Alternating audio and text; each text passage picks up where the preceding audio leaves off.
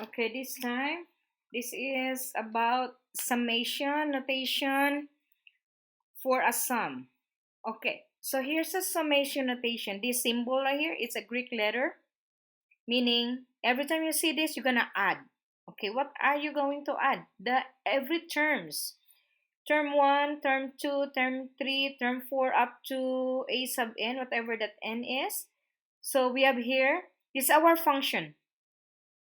This is our function, okay? A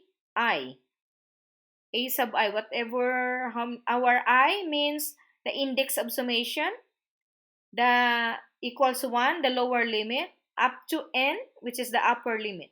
Let's say, for example, in our example we have here, find the sum of 3 times I, where I is starts with 1 and ends at 5.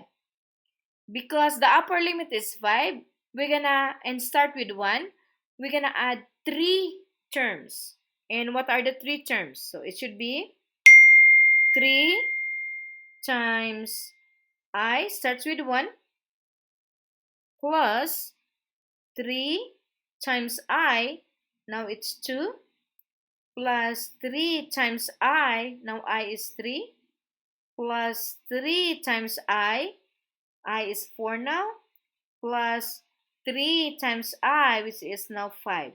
Okay, why 5? Because your upper limit is 5. You only allowed to go 5. And why are you multiplying 3 times 1, 3 times 2, 3 times 3, 3 times 4, 3 times 5? Because this is your function. This is your function rule. This is the rule.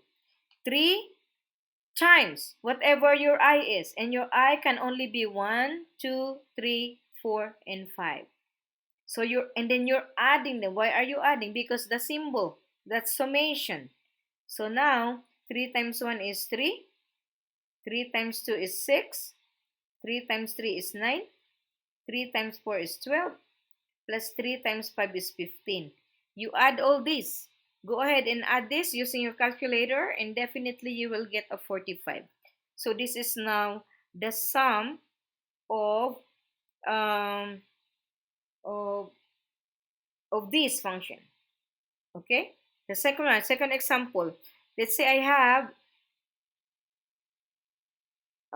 sum of what?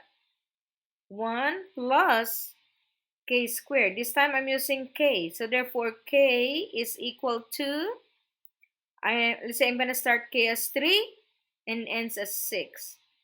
Okay. So that means, guys, your k, that will be only 3, 4, 5, 6.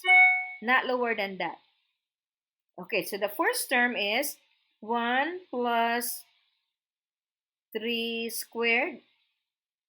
This, whatever I get, I add with 1 plus, now the next k is 4